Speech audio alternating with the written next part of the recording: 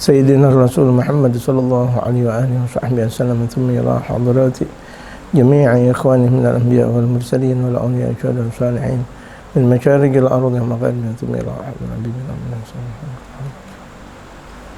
وسلم إلى حضرة النبي المصطفى محمد صلى الله عليه وآله وصحبه وسلم. الفاتحة.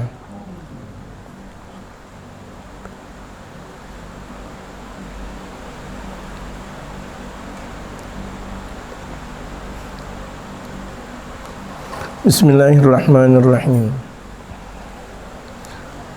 Alhamdulillahi rabbil alamin. Wassalatu wassalamu ala asyrafil anbiya'i wal mursalin wa ala alihi wa sahbihi ajma'in, amma ba'du. Wa qad qala al-muallifu rahimahullah ta'ala wa adama an-naf'a bihi wa bi'ulumihi fid darain amin. Qala fanahnu amama mas'alatin. Yang sekarang kita berada di depan tanggung jawab yang sangat berat dalam kitab Shalahul Usrah wa Dawrul Abawaini fit Tarbiyah. Di jilid kedua ini Habib Umar mengetengahkan kepada kita tentang betapa pertanggungjawaban kita jauh lebih besar daripada apa yang mungkin kita faham atau kita pernah lihat atau mungkin kita pernah dengar. Akbar min an nu'idahu la an yakuna muwaddafan aw jaliban lidarahimi wa dadanir. Kita berada di hadapan satu permasalahan yang lebih besar daripada kita mempersiapkan diri sebagai pekerja, karyawan, atau untuk mendapatkan dirham atau dinar. Bagaimana seorang pekerja, bagaimana seorang karyawan menjalankan tugasnya untuk menjalankan agar tugasnya tersebut menjadi baik dan karirnya itu meningkat, dan itu butuh perjuangan. Dan betapa juga orang untuk mendapatkan uang emas, uang perak itu juga butuh dengan perjuangan. Tapi dikatakan oleh Al-Habib Umar, kita lebih bertanggung jawab daripada seorang karyawan atau seorang pekerja atau orang yang mendapatkan uang atau mau mencari uang dengan banyaknya. Au an nu'idahu liyakuna 'aunan 'ala hayatina al-faniyati, atau kita untuk mempersiapkan untuk menolong dalam kehidupan kita yang fana ini. Jadi ini jamaah sekalian dan pemirsa yang dirahmati oleh Allah Subhanahu wa taala, pertanggungan jawab kita untuk anak kita jauh lebih besar daripada segalanya. Jauh lebih besar. Hadhihi kulluha mahma hasunat. Ini semuanya kalau bakal menjadi baik, laddat, atau bahkan menjadi hasil. Laddat itu merasakan sebuah kenikmatan. Hidup tanpa sebuah kenikmatan tidak berarti. Hidup tanpa sebuah kebaikan pula tidak berarti. Fahiya hagiratun bin nisbati ila lima yatlubuhu ulul albab. Yang itu semuanya, nyari duit, nyari harta, nyari dunia, kemudian nyari segala-galanya, itu hina. Lima yatlubuhu ulul albab, apa yang telah dituntut oleh orang yang mempunyai pikiran yang jernih, wa ibadur rahman, dan apa yang telah dituntut oleh mereka hamba-hambanya Allah Subhanahu wa taala, alladzina yaquluna fi du'aihim, yang mereka selalu berdoa di dalam doanya mereka, Rabbana hab lana min azwajina, ya Allah, ya Tuhan kami, berikan kami dari istri-istri kami, wa dzurriyyatina, dan berikan kami dari istri-istri kami dan dari anak keturunan kami, qurrata a'yun, pelipur lara, wa ja'alna lil muttaqina imama, dan jadikan kami terhadap orang-orang yang bertakwa itu sebagai imam, sebagai pimpinan. Jadi ini yang sering didoakan oleh mereka kaum-kaum salihin, ini dia.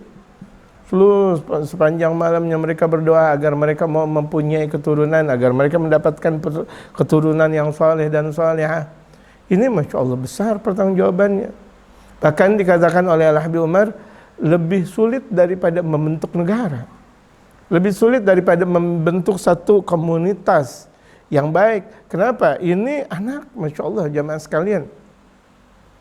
Terkadang orang ada masalah dalam satu kampung, dia tidak pikirkan. Tapi ketika dia mendapatkan masalah dengan satu anaknya saja, Masya Allah, dia punya pemikiran hancur, dia punya pekerjaan bahkan bisa jadi hancur. Kenapa? Dia memikirkan satu anak. Bagaimana kalau satu permasalahan yang ada di dalam dua anak, tiga permasalahan yang ada dalam tiga anak, dan berikutnya, Masya Allah. Memang anak segala-galanya, jamaah sekalian. Wajar kalau misalnya ada orang mengatakan, saya cari duit, saya cari segala sesuatu, kan buat anak dan istri. Yang kalau misalnya ada orang bisa jadi jaya di kampungnya, bisa jaya di kotanya, bisa juga jaya bahkan di negaranya, tapi istrinya tidak salihah, Masya Allah. Malu, istrinya tidak salihah, anak istrinya tidak saleh dan salihah. Buat apa dia mempunyai satu karir yang sangat tinggi dalam mata dan dalam pandangan masyarakat kalau keluarganya berantakan? Na'udzubillah min dzalik. Ini jadi pembelajaran besar jamaah sekalian dari Al-Habib Umar, betapa beliau menginginkan kita bahwa kekuatan Islam itu berada di awal dari kekuatan rumah tangga. Tidak terjadi kekuatan Islam dari ini dan itu, tidak, dari kekuatan rumah tangga yang terlebih dahulu jamaah sekalian. Kekuatan besar dalam rumah tangga ini, yang kalau misalnya setiap muslim mempertahankan kekuatan apa yang telah dikatakan oleh Habib Umar, Masya Allah, komunitas bakal menjadi kuat dan utuh. Satu komunitas, kemudian satu ras, kemudian di bawah ras, di atas ras lagi, bahkan satu negara bakal menjadi kuat. Kenapa? Karena dalam individu muslim itu mempunyai akar yang kuat untuk dekat kepada Allah Subhanahu wa taala, anak dan istri. Di sini Al-Habib Umar mengatakan, tadi kan dikatakan Rabbana hab lana min azwajina wa dzurriyyatina qurrata a'yun, pelipur lara. Apa nih yang disebut dengan pelipur lara? Kan pelipur lara kalau misalnya kita lihat membahagiakan. Kita ngelihat anak bahagia, kita tuh di antara pelipur lara. Kita melihat istri tuh, istri membahagiakan, Masya Allah. Jadi setiap kita memandang anak dan istri kita, pandangan kita rahmahnya berkelebihan. Gitu. Ini yang namanya pelipur lara. Jangan ketika kita ngelihat sekali, kemudian kita ngelihat kedua kali, ketika tiga kali malah menjengkelkan. Yang seharusnya persis seperti di surganya Allah Subhanahu wa taala. Orang minum sekali nikmat, dua kali lebih nikmat, tiga kali jauh lebih nikmat. Sebagaimana telah disabdakan oleh junjungan dunia dan junjungan akhirat, junjungan alam ini dan junjungan surga kelak, yaitu baginda Nabi besar Muhammad sallallahu alaihi wasallam. Demikian beliau bersabda, semakin kita makan sekali semakin nikmat, dua kali makin nikmat, tiga kali makin nikmat, berkali-kali makin nikmat surga. Tapi kita kalau misalnya makan di dunia berkali-kali semakin sakit. Gitu.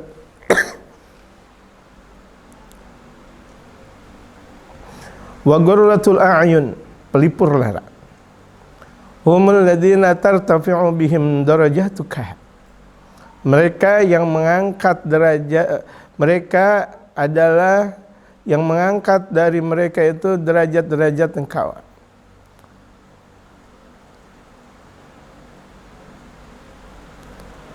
Yang terangkat lantaran mereka derajat-derajat engkau. Tartafi'u bihim darajatuka. Tetap darajatuka itu adalah fa'il. Ya. Andaikan ada yang mengatakan wa ghurratul a'yun humul ladzina tartafi'u bihim darajatika, bisa, tetapi yang lebih indah kita katakan wa ghurratul a'yunil ladzina wa ghurratul a'yun humul ladzina tartafi'u bihim darajatuka, fa'il. Mereka adalah pelipur lara yang mereka mengangkat, tertinggikan dengan sebab mereka akan derajat-derajat engkau. Itu maksudnya. Akan derajat-derajat engkau. Wa takturu bihim matsubatuka, dan bakal menjadi besar, menjadi banyak pahala-pahala engkau. Masya Allah, kita mengamalkan sedikit, tapi lantaran anak dan istri saleh dan salehah, akhirnya yang sedikit itu bisa menjadi banyak jamaah. Kenapa? Kita mampu untuk mengelola anak dan istri, dan bahkan mereka menjadi anak soleh dan solehah. Masya Allah, ini pekerjaan bukan dianggap remeh. Ini pekerjaan kelas berat. Oh, berapa banyak orang. Oh, kelihatan hebat, dia bisa ceramah di sana sini. Bahkan dikatakan singa podium. Enggak dikatakan singa aja, singa podium. Di luar, oh dia jenderal besar. Tapi terkadang ketika masuk ke dalam rumahnya, takut dengan istrinya. Istrinya terlalu berani kepada sang suami. Apakah ini yang disebut dengan sakinah, mawaddah, warahmah? Apakah ini yang disebut dengan pelipur lara? Oh, bisa jadi orang karirnya tinggi, ketika berada di dalam tatanan masyarakat yang ada, tinggi luar biasa. Dia masuk mobil, keluar mobil, selalu dihormati oleh orang.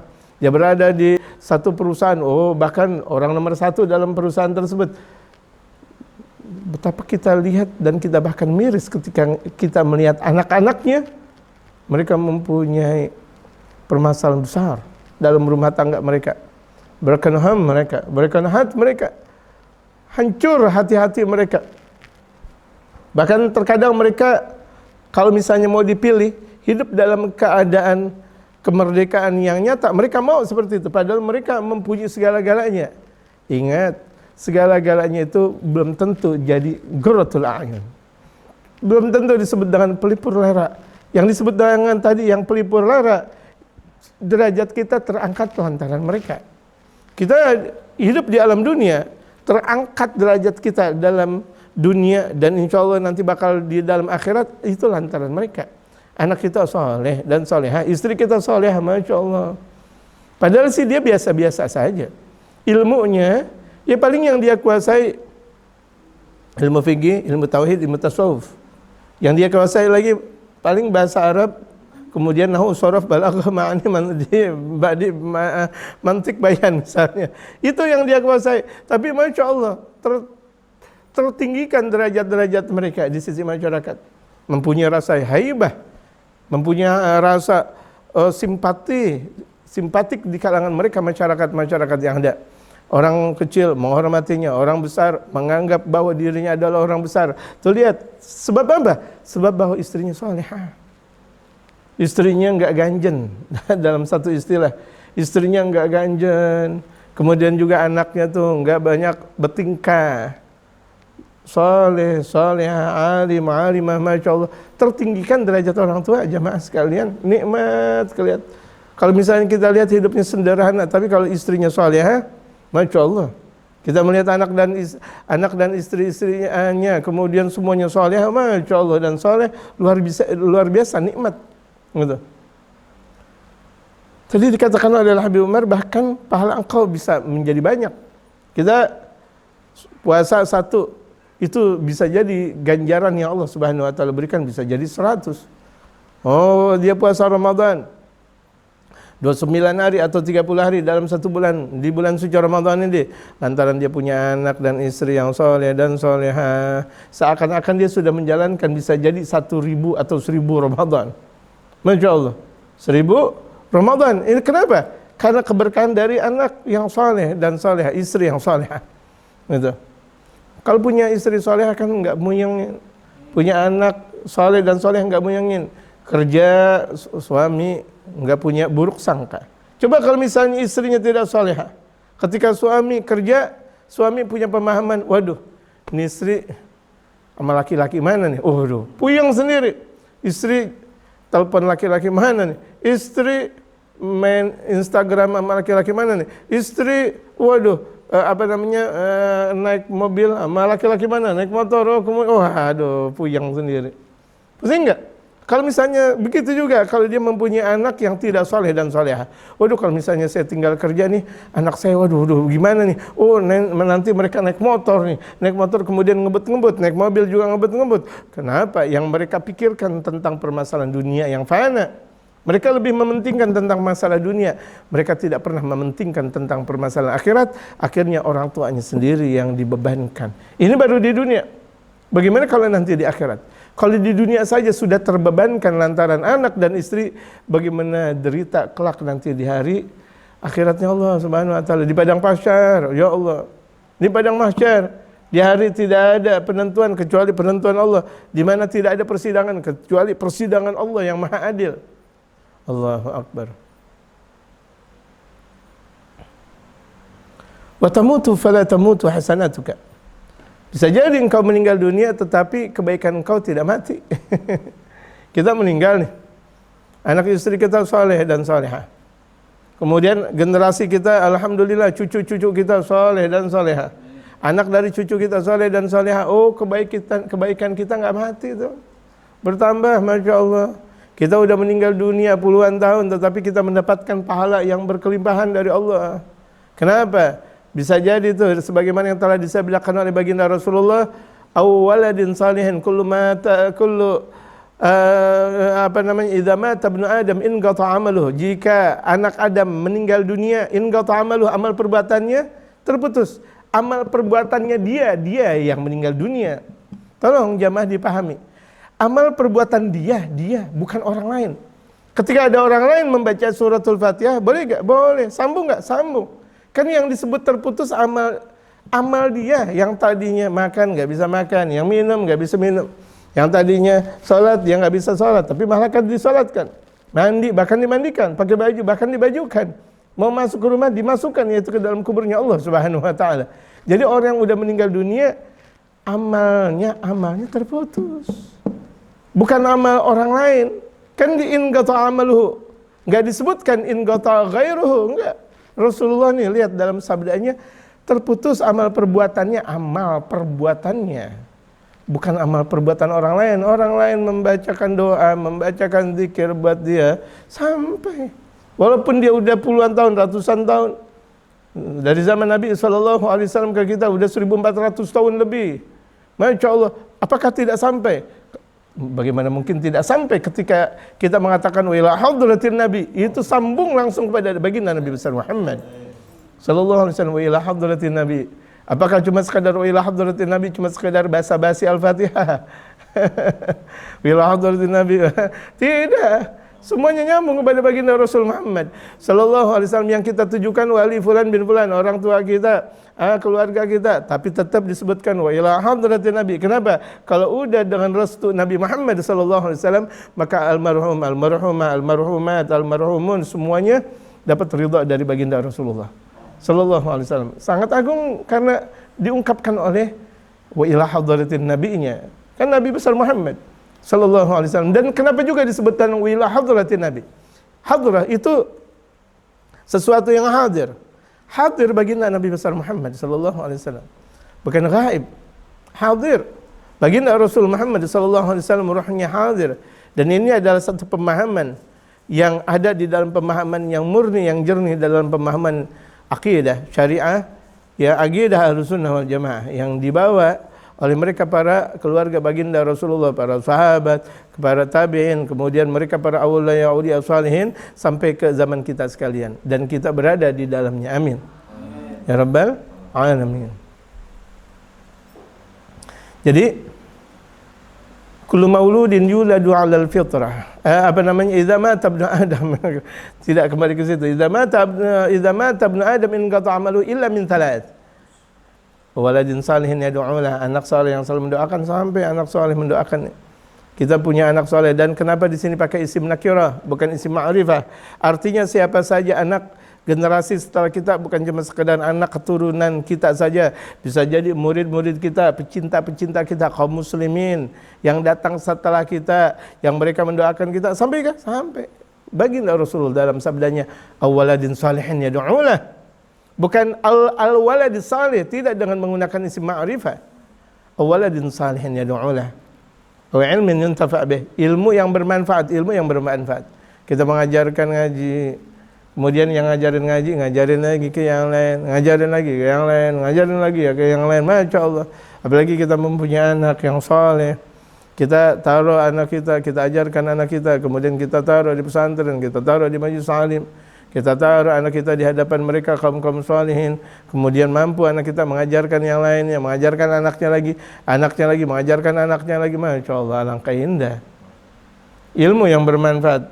Dari anak saleh saja sudah bermakna ilmu bermanfaat.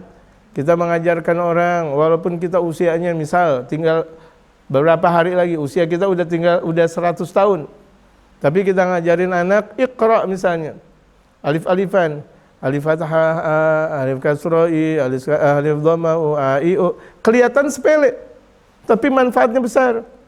Masya Allah. Lah, kakek-kakek usia 100 tahun ngajarin ayo, babi bu, tadi itu misalnya. Boleh nggak? Boleh. Perkara ketika itu dia membaca Al-Quran kan awalnya dari ayo, babi bu, al-alifu, wal ba'u, wa ta'u diajarkan. Berapa banyak anak-anak sekarang bisa baca tapi nggak tahu huruf. Ini huruf apa? Nggak tahu. Ini huruf apa? Nggak tahu. Tidak sebagaimana tempo dulu ketika kita belajar dengan guru-guru kita. Diajarkan alif, al-alifu, al-ba'u, wa ta'u sebelum dieja. Al-alifu, wal ba'u, wa ta'u. Nah, ini alif nih, nah alif. Kalau sekarang tahu-tahu A. Ini huruf apa? Nggak tahu. Perlu diajarkan. Nah, ini namanya ilmu yang bermanfaat. Waladin salihin yad'ulah, au ilmin yantafa bihi, au sadaqatin jariyah, atau sedekah yang jariyah. Atau dalam salah satu hadis Rasulullah, idza mata ibnu adam in qata amaluhu illa min talatin sadaqatin jariyatin. Nah, pertama.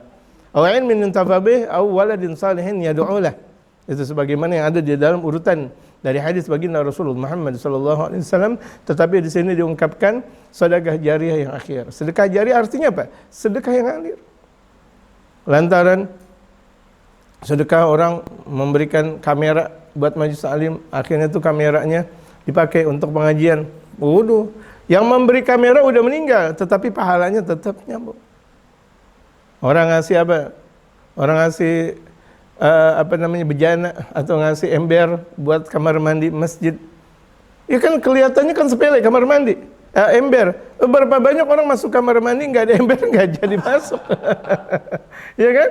Nggak ada ember. Astagfirullah, musibah besar. Saya soalnya pernah ngalamin jamaah. Waduh, luar biasa. Ini ngapa jadi saya cerita di sini? Saya masuk, masya Allah, girang, alhamdulillah.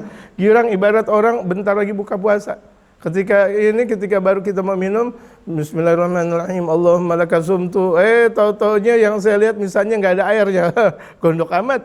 Kelihatan tuh gelas bagus, indah, tetapi ketika mau minum nggak ada airnya.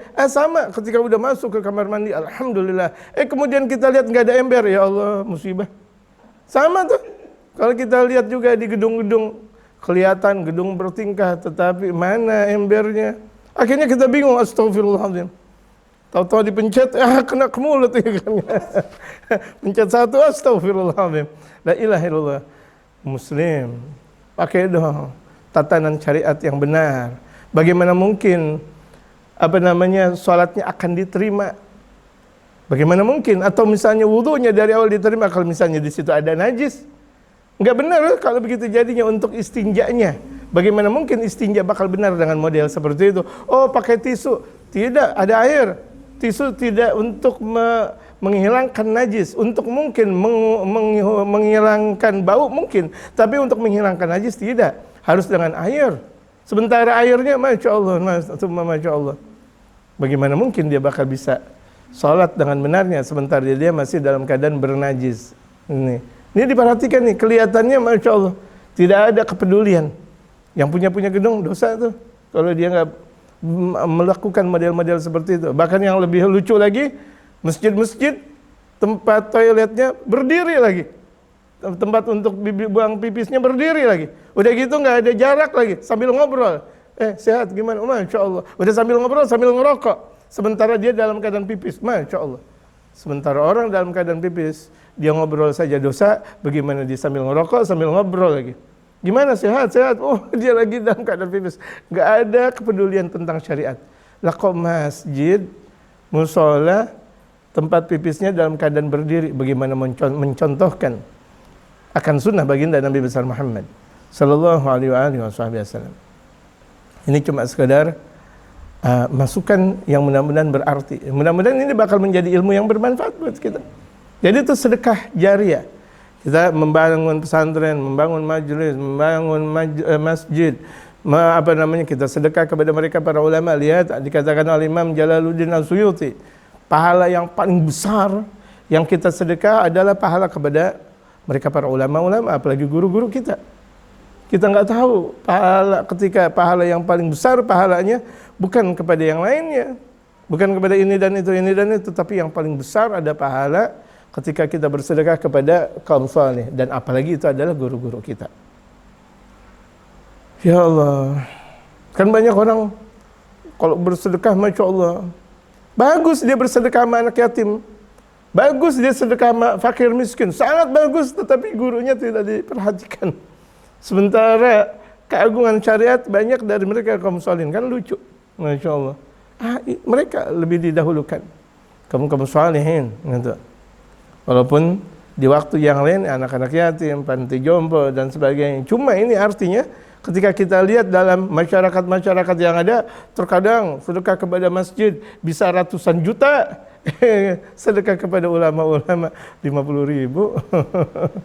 Padahal tuh sedekahnya dia dengan ulama itu paling istimewa, sebagaimana yang diungkapkan oleh Al-Imam Jalaluddin As-Suyuti dalam satu ungkapannya. Tapi saya nggak menyebutkan berapa-berapanya, nanti takut fitnah di sini, gitu. Karena pembahasan kita lagi pembahasan tentang bagaimana menjadikan keluarga kita, wabil khusus anak-anak kita, saleh dan salehah lewat satu pendidikan. Nah, kalau gitu katanya Al-Habib Umar, haula'i hum ghurratul a'yun. Mereka adalah pelipur lara. Ini yang disebut dengan pelipur lara. Banyak sekali anak orang tua tidak bangga kalau anaknya itu sudah hafal Al-Quran. Banyak sekali anak, yaitu orang tua tidak bangga kalau anaknya itu hafal hadis. Mereka orang tua bangga kalau anaknya jadi dokter. Mereka orang tua bangga kalau anaknya jadi tukang insinyur, jadi ini dan itu. Tapi kalau ketika anaknya baca Al-Quran dengan bagusnya, apalagi dia mempunyai dia paham tentang 7 qiraat yang ada di dalam Al-Quranul Karim, dia paham, dia nggak ada rasa kebanggaan. Sangat disayangkan. Kebanggaan adalah kebanggaan duniawi. Kalau misalnya anaknya lulus S1, S2, S3, Masya Allah. Nggak ada kebanggaan kalau misalnya anaknya sudah mulai pakai gamis. Nggak ada kebanggaan kalau anaknya sudah mulai pakai baju kokoh. Dikatakan itu tradisional. Sementara orang pakai jas disebut dengan kaum elit. Salah. Kaum modern. Salah. Kaum modern adalah yang menjalankan sunnah baginda Rasul Muhammad Sallallahu Alaihi Wasallam. Apakah baginda Rasulullah terbelakang? Tidak. Pakaian baginda Rasulullah pakaian selalu terdepan dunia dan akhirat. Pakaian yang paling agung adalah pakaian yang telah dijalankan, yang telah ditampilkan oleh baginda Rasul Muhammad Sallallahu Alaihi Wasallam. Perempuan kalau mau maju, mau dia bertahan dalam keagungannya Allah Subhanahu Wa Taala, ikuti pakaiannya Sayyidatuna Khadijah, ikuti pakaian Sayyidatuna Fatimah, ikuti pakaian Sayyidatuna Aisyah. Apakah yang disebut dengan perempuan-perempuan yang berjasa adalah perempuan yang terbuka auratnya? Atau pakaian yang dengan banyaknya menteralak, menterilik dengan kata Swarovski dan sebagainya? Tidak. Lihat pakaian Sayyidatuna Fatimah, junjungan wanita di dalam surganya Allah. Lihat pakaian Sayyidatuna Khadijah, lihat dalam sejarah. Lihat pakaian Sayyidatuna Aisyah radhiyallahu anhunna, pakaian istri-istri baginda Rasulullah, putri-putri baginda Rasulullah. Masya Allah. Al-maksab minhum akbar. Urusan dari mereka itu lebih besar daripada kita nih, bahkan mengatur dunia sekalipun, mengatur negara, mengatur provinsi, mengatur apa semuanya. Apalagi RW dan RT, apalagi gampang. Yang paling gampang, yang paling susah itu mengatur anak dan istri. Min an yaj'alunaka ra'isan li akbar daulatin fil alam. Bahkan lebih mudah, lebih besar daripada mereka menjadikan engkau seorang pemimpin besar di alam dunia ini. Walaupun engkau jadi presiden sekalipun, remeh pekerjaan presiden. Yang paling susah apa? Mendidik anak dan istri. Allahu Akbar. Mendidik anak dan istri, jamaah. Mendidik anak dan istri, jamaah. Itu yang paling utama. Nanti di hari akhiratnya Allah Subhanahu Wa Taala, ketika seorang hamba baru saja berada di dalam akhirat, dalam sabda Rasulullah, awal ma yuhasabu bihil abd yaumal qiyamah as-salah. Yang pertama kali bakal dihisab hamba kelak nanti ketika baru masuk di hari akhirat, ya masuk di padang mahsyar, itu yang pertama kali salat. Kemudian yang kedua ditanya tentang anak dan istrinya. Kalau dia istri ditanya tentang suami dan anaknya. Kalau dia enggak mempunyai suami atau enggak punya istri, ditanya tentang dirinya. Ini kita yang punya istri, yang punya anak bakal ditanya, bagaimana keadaan istri engkau? Allahu Akbar. Bagaimana tentang anak-anak engkau? Allahu Akbar. Bisa jadi kita lulus nanti di padang mahsyar, kemudian anak kita tidak, naudzubillah min dzalik, ditarik. Sebagaimana hadis sahih dari baginda Nabi besar Muhammad sallallahu alaihi wasallam, berapa banyak orang tua yang bakal mau masuk ke dalam surga kemudian ditarik dengan sendirinya oleh anak-anaknya. Ya Allah, mereka membiarkan saya dalam keadaan bodoh, ya Allah. Mereka membiarkan saya dalam keadaan tidak mengenal apa-apa, ya Allah. Ya Allah, jangan biarkan dia masuk ke surga. Kalaulah saya dan ibu saya atau istri mengatakan, kalau saya dan anak-anak saya masuk neraka, suami saya juga ikut neraka dong, ya Allah. Masuk ke dalam api neraka, ya Allah. Betapa tuh malunya, udah mau masuk ke dalam surga, dia ditarik. Ibarat orang baru megang mic, baru ngucap assa, kemudian diturunin lagi. Malu nggak? Malunya luar biasa. Apalagi kalau misalnya dia udah berada di masjid yang paling besar, udah dijepret-jepret orang, udah dipoto-foto, tahu-tahu ketika as-salah kemudian diturunin lagi. Malu nggak? Nanti di akhir jauh lebih malu. Jauh lebih malu. Seluruh manusia, seluruh makhluk bakal memandang dia. Betapa kecewanya dia. Bahkan sebagian dalam sabda baginda Rasulullah, itu kulit-kulitnya hancur berantakan saking malunya di hadapan manusia. Yang seharusnya masuk ke surga, kemudian dia tidak masuk ke dalam surganya Allah karena tidak mampu mendidik anak dan istri. Ya Allah, jangan gampang banget kita ngajarin orang, tapi istri dan anak kita nggak bisa ngajarin. Nah, makanya kita punya guru namanya Abu Yadimiyati Cidahu. Ini jamaah sekalian. Kalau beliau mau ngajar, beliau pukul kentongan dulu. Tong. Kalau anak-anaknya belum hadir, beliau nggak mau mulai ngaji. Walaupun tuh muridnya udah pada datang semuanya, tapi murid anaknya kandung belum hadir, enggak. Terkadang kalau misalnya tuh anaknya ya sekarang guru-guru kita semuanya orang-orang saleh, masya Allah, gitu. Para paku-paku Banten karena didikan dari seorang yang alim, masya Allah. Kemudian ketika anaknya hadir, langsung ditampar. Mana aja ente? Ngaji langsung. Kenapa? Enggak mulai ngaji kalau misalnya anaknya belum datang. Ini juga pembelajaran juga nih buat kita. Boleh kita enggak mulai ngaji sebelum anak kita datang. Gitu. Buat apa kita ngajarin orang kalau anak kita tidak tahu? Kan lucu. Sangat-sangat lucu. Ibarat buat apa kita ngebersihin rumah orang sementara rumah kita kotor? Ngapain? Ya Allah, kita ngebersihin langkan orang atau depan rumah orang, rumah kita kotor. Allahu Akbar. Astaghfirullahaladzim. Ya Allah, ya Rabbah. Kita ibarat tuh lilin. Kita bisa kita bisa mencahayakan orang lain, tapi kita sendiri malah kita bakar diri kita. Kan musibah besar. Kita sendiri yang malah membakar diri kita, sementara orang lain kita kasih cahaya. Itu kan lucu. Gitu. Kita jangan seperti lilin. Gitu. Kita juga jangan seperti jarum. Berapa banyak ribuan orang bisa pakai baju gara-gara satu jarum, tapi jarum tersebut nggak pakai baju. Jarum tersebut nggak pakai baju, tetap telanjang. Tapi dia bisa untuk ngasih baju kepada bahkan ratusan ribu orang, satu jarum. Madza sataf'al? Apa yang kau lakukan? Ya jamaah. Ini dikatakan oleh Habib Umar, khusyuk, ya kan khusyuk.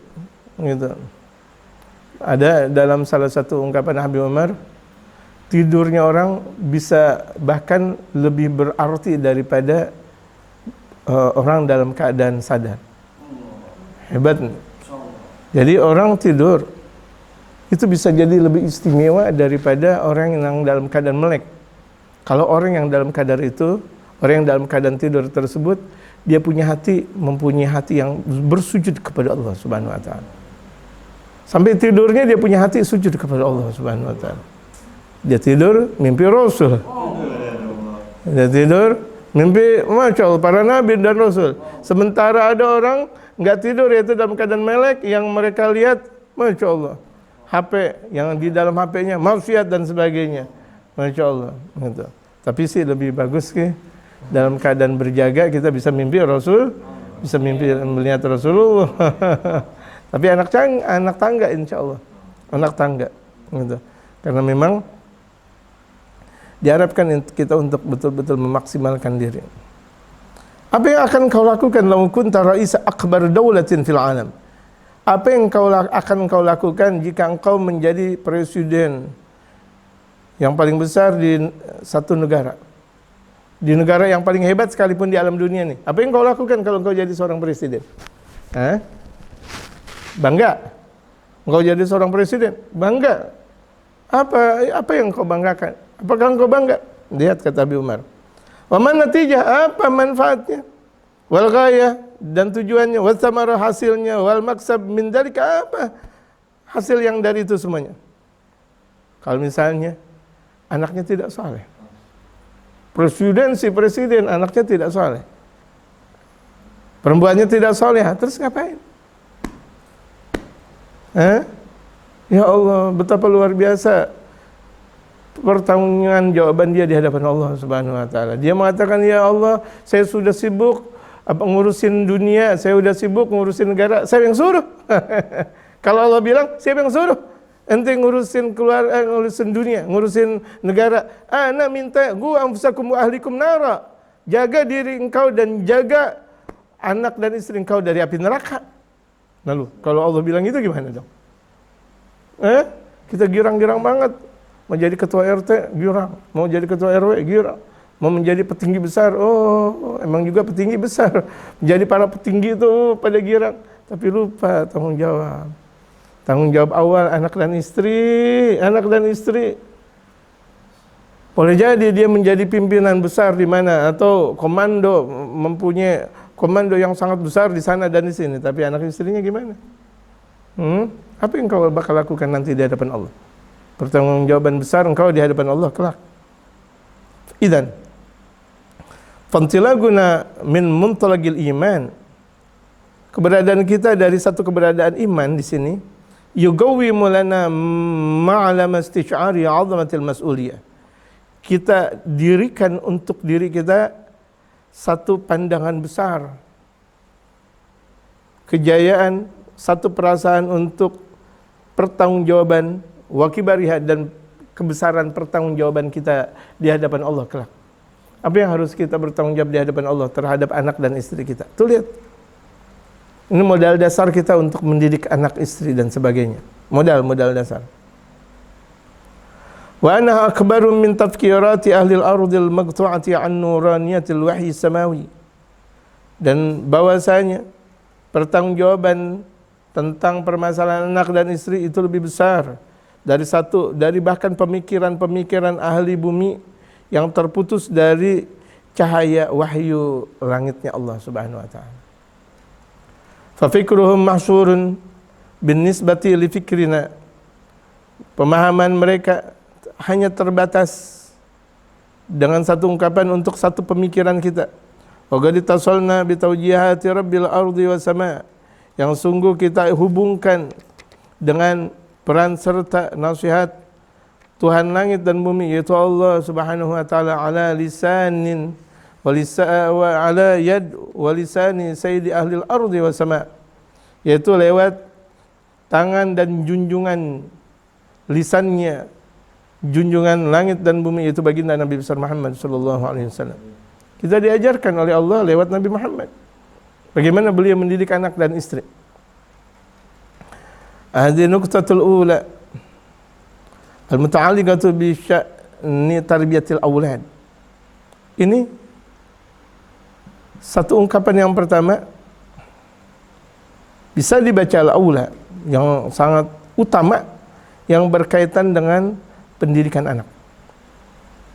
Wa sya'ni ri'ayatihim, dan urusan bagaimana untuk menjaga mereka, wal qiyami bil wajibi fi haqqi tamyati dawatihim, dan bagaimana untuk menjalankan kewajiban dalam perkembangan zat mereka, min khilali sifatihim, yaitu lewat sifat-sifat mereka, wa min khilali mahalli nadharil haqq, dan dari satu pandangan Allah Subhanahu wa taala ila qulubihim, menuju hati-hati mereka jalla wa ala. Wa yal mas'uliyatul lati 'abbara anha sallallahu alaihi wasallam, yaitu satu pertanggungjawaban yang telah diungkapkan oleh baginda Rasulullah fil hadis bi qauli, dalam hadis baginda Rasulullah dengan sabdanya.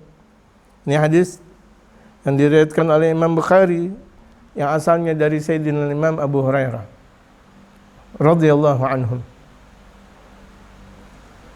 Hadis yang paling istimewa, hadis yang diriwayatkan oleh Imam Bukhari dan Muslim. Atau turun, yaitu hadis yang dipersyaratkan oleh Imam Bukhari dan Muslim. Atau turun lagi hadis yang diriwayatkan oleh Imam Muslim. Atau turun lagi hadis yang diriwayatkan Imam Muslim. Atau hadis lagi yang disahkan, yang diriwayatkan oleh Imam Ahmad bin Hanbal dan sebagainya. Ulama-ulama hadis, Masya Allah. Jadi rentetan derajat hadis secara kualitas memang berbeda-beda. Ini dari segi ilmu hadis, periwayat hadis. Karena dalam hadis ada ilmu dirayah, ilmu riwayah. Kita nggak bisa memandang satu hadis kecuali harus kita mempelajari secara maksimal tentang ilmu dirayah dan ilmu riwayah. Ada orang mengatakan bahwa hadis palsu adalah dhaif, salah. Hadis palsu adalah hadis maudhu', palsu, bikinan, buat-buatan. Kalau dhaif itu hadis yang derajatnya di bawah hadis sahih dan hasan, itu namanya hadis dhaif. Tidak, yang disebut dengan hadis dhaif itu adalah hadis maudhu'. Salah pemahaman jamaah sekalian. Makanya belajar hadis dengan benarnya, dan belajar hadis dengan mereka para ulama-ulama hadis dan ulama-ulama yang mumpuni, gitu. Oh, sekarang sangat menggelitik hati kita, sangat miris hati kita. Bahkan orang pada belajar agama lewat lewat YouTube yang ada, yang mereka nggak tahu kadar kualitas guru-guru yang ada. Allahu Akbar. Kita nggak tahu tuh guru sebelumnya ngaji di mana. Nggak pernah ngaji tapi ngajarin, kan lucu. Nggak pernah ngaji, nggak pernah berguru kepada guru-guru. Tahu-tahu ngajar. Allah Akbar, saya dapat ilmu dari mana? Kalau dia sendiri nggak belajar kepada sang guru. Oh, saya habis bertapa. Waduh, lebih serem lagi. Bertapa, tahu-tahu pulang langsung ngajarin. Kalau bertapa ya ngajarin tapak lagi, bukan ngajarin ilmu. Ibaratnya seperti itu. Jadi harus cerdas ini jamaah sekalian.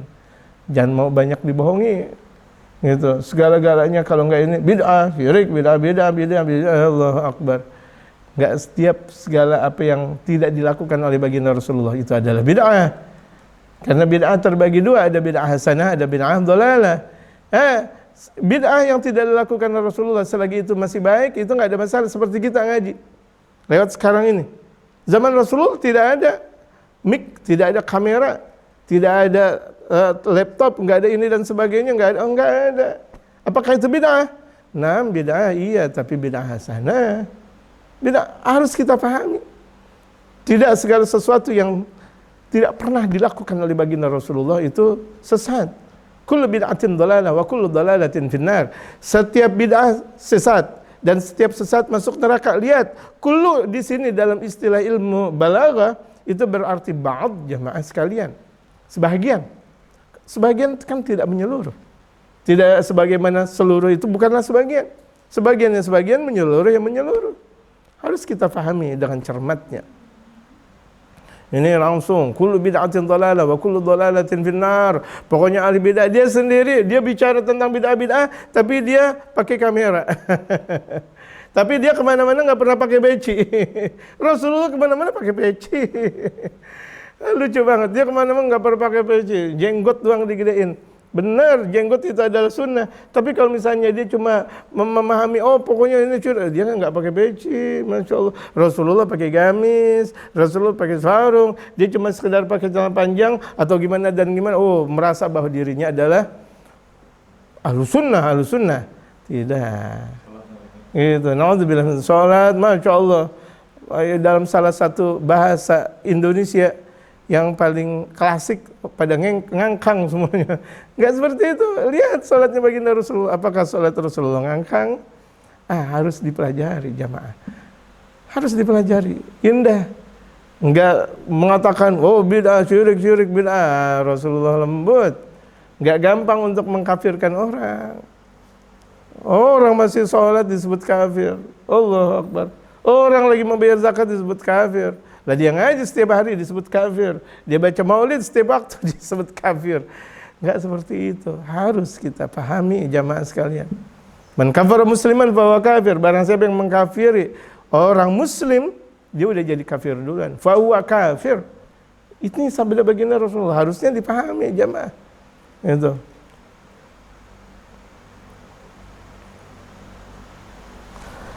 Kullu mauludin yuladu 'alal fitrah. Setiap anak yang dilahirkan terlahirkan dalam keadaan suci. Suci di sini adalah muslim. Mau dia Nasrani, mau dia Yahudi, mau dia agama apapun, kalau dia bayi yang dilahirkan tetap suci. Suci di sini dalam arti muslim. Makanya anak bayi yang meninggal dunia walaupun keluar dari orang-orang kafir berada nanti kelak di dalam surganya Allah sebagai wildan mukhalladun. Dalam surah Al-Waqi'ah ada wildan mukhalladun bi aqwabi wa abariga wa ka'sim min ma'in. Itu ada di dalam firman Allah Subhanahu wa taala. Mereka bujang-bujang. Ya, mereka bujang-bujang yang selalu menyiapkan makan dan minuman di dalam surga untuk tuannya. Tuannya siapa? Umat Islam. Umat Islam yang udah tua bangka, tapi dia soleh, meninggal dunia jadi Tuhan. Tapi apa? Soleh. Soleh, meninggal dunia dalam keadaan husnul khatimah jadi Tuhan. Nah bujangnya mana? Itu mereka tuh, orang-orang kafir yang meninggal dunia dalam keadaan bayi atau dalam keadaan masih kecil. Makanya jangan juga kita girang kalau anak kita dibilang bujang. Gitu. Bujang bisa berarti itu adalah pembantu atau pelayan gitu. Dalam satu arti gitu. Dalam satu arti. Jadi terlihat betapa Islam luar biasa. Jadi anak yang baru dilahirkan dalam keadaan muslim. Kemudian anak muslim yang ketika terlahirkan bagaimana? Mereka di dalam surganya Allah Subhanahu wa taala. Mutlak dalam salah satu sabda Rasulullah yang diungkapkan oleh mereka para ulama-ulama saleh. Bagaimana dong kalau misalnya kalau tadi itu adalah bayi non muslim, mereka tetap dalam surga. Bagaimana kalau misalnya bayinya muslim? Oh, mereka sang penghuni surga, bukan bujang. Bukan bujang gitu. Oh mana keadilan Allah, Allah udah maha adil, udah masuk surga juga udah baru bagus banget. Allah maha adil. Jangan tanya mana keadilan Allah, ini Allah maha adil dengan keadilan dengan seadil-adilnya. Masya Allah. Orang nggak punya istana, tapi menjadi pembantu istana. Jadi pembantu presiden aja girang banget, betul gak? Menteri pembantu presiden. Para menteri itu pembantu presiden, gubernur pembantu presiden, girang-girang banget mereka. Ini pembantu penduduk surga, lebih girang harusnya. Pembantu orang yang ada dalam surga lebih girang daripada jadi pembantunya presiden atau pembantu atau menteri atau gubernur atau wali kota bawahnya atau semuanya itu. Masya Allah, orang jadi gubernur girang, jadi menteri girang. Kenapa jadi pembantu penduduk surga enggak girang? Harusnya girang. Nah, itu keadilan Allah Subhanahu wa taala. Gitu. Fa abawahu yuhawidani. Maka kedua orang tuanya lah yang bakal menjadikan anak dalam keadaan Yahudi. Au yunasirani atau bakal menjadi Nasrani. Au yumajisani atau anak menjadi penyembah api. Semuanya tergantung orang tua. Anak ketika terlahir dalam keadaan muslim, suci dia. Enggak punya dosa, muslim dia. Yang disebut dengan suci dia di sini adalah seorang muslim. Gitu, bukan artinya suci enggak punya dosa, memang anak baik enggak punya dosa, tapi fitrah di sini artinya muslim. Wa lam yakun tahwid wa tansir wa tamjisu bil ismi ahyanan. Walaupun tidak secara jasad tidak menjadi Yahudi, Nasrani atau Majusi, terkadang habis surati atau secara gambaran, oh ini bukan Yahudi, dia bukan Nasrani, ini bukan Majusi. Habis sarrahati faqad tatasarraba akhlaqu wa sifatun Nasara wal Yahud wal Majus ila wasatil diyar. Sungguh sudah terlihat bahkan sudah masuk di dalam benak-benak mereka akhlak, sifat orang Nasrani Yahudi, Majusi di tengah-tengah rumah. Apa? Dengan nonton di televisi, dengan HP. Oh, yang dijadikan andalan adalah orang Yahudi, yang dijadikan andalan adalah orang Nasrani, yang dijadikan andalan, yang dijadikan kiblat keagungan adalah orang Majusi.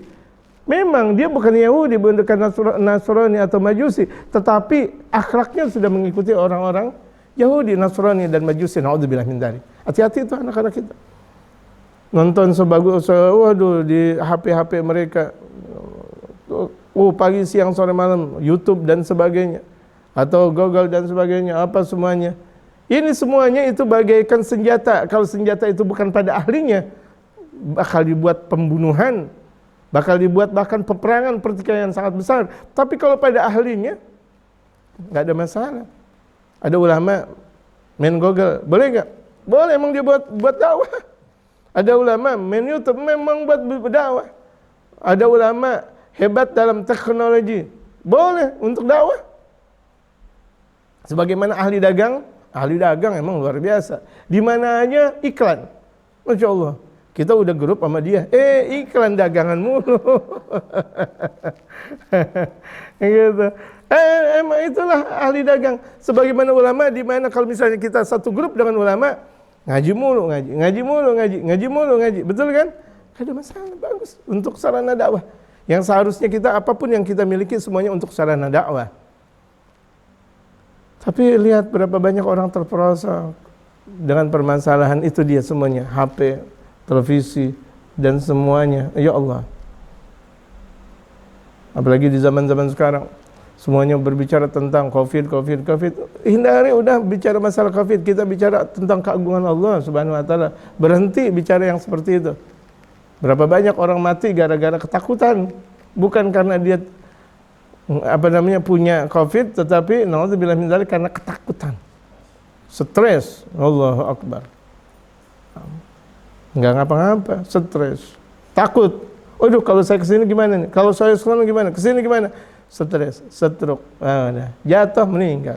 Gara-gara apa? Takut bukan pada tempatnya. Naudzubillah min dzalik. Yang Allah Subhanahu wa taala berfirman, "Wa khafuni in kuntum ta'lamun. Wa khafuni in kuntum tattaqun." Takutlah kalian kepada aku jika kalian bertakwa. Takut kepada aku, takut akan adab-adabku. Masya Allah. Allah ditinggalin.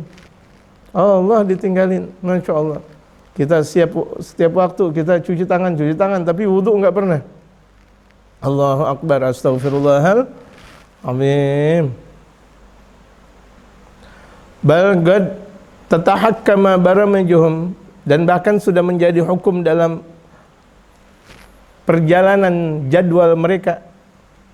Wasata diyarina, di tengah rumah-rumah kita. Wa tu'athiru ala abnaina, dan bahkan menjadi berdampak kepada putra wa banatina, dan putri kita. Ya Allah, putra-putri kita akhirnya ngikutin gerakan Yahudi, gerakan Nasrani, gerakan Majusi, dan ini yang ada. Kita nggak tahu kita lagi dijajah oleh mereka. Sungguh penjajahan ini lebih kejam daripada penjajahan yang ada dengan pistol, dengan dengan samurai atau dengan pedang. Kecil itu semuanya. Tapi penjajahan pola pemikiran, penjajahan lewat teknologi, penjajahan lewat televisi, penjajahan lewat yang lainnya di situ, yang ada di HP sebagainya. Astagfirullahaladzim. Terjajah anak dan istri, putra dan putri kita, generasi muslimin.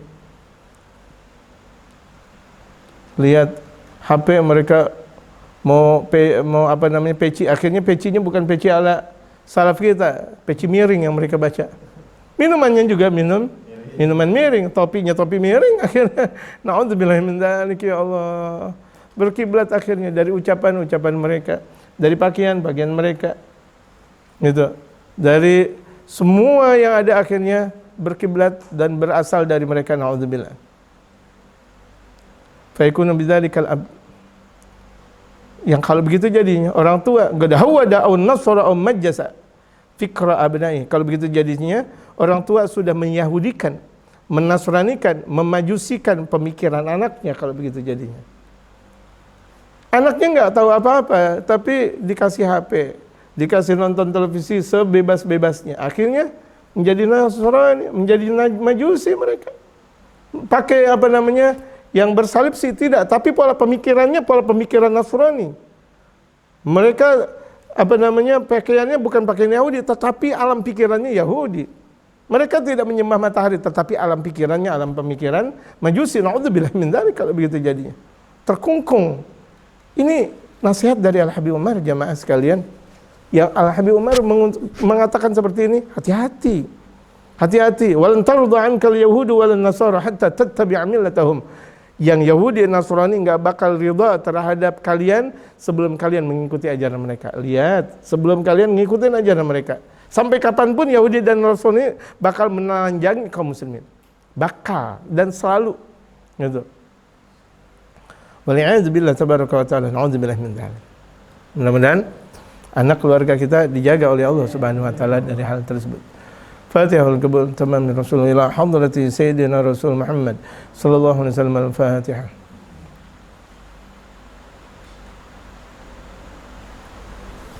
Alhamdulillahil ghafuri lil 'amdi dzil ghururi wal farti fil umuri wa hamagatil huburi wa salatullah dawama wa salamuhu tamama ala man yajimama wa li anbiya khitama wa ala al-anil kirami wa sahbikan nujumi fi gulwatil marami lil urbi wal a'jami ya rabbana tarafna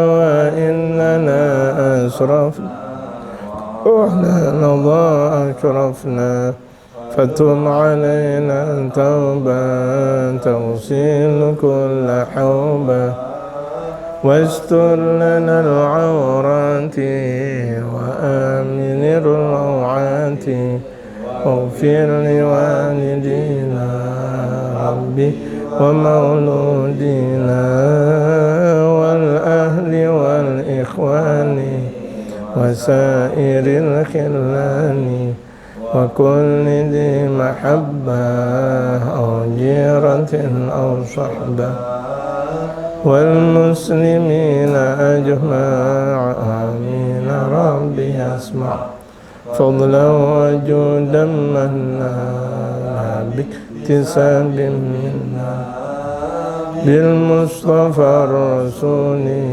نحضر صلى وسلم ربي عليه عد العبد وآله وصحبه عدالة في الصحب والحمد لله في البدء والتنام.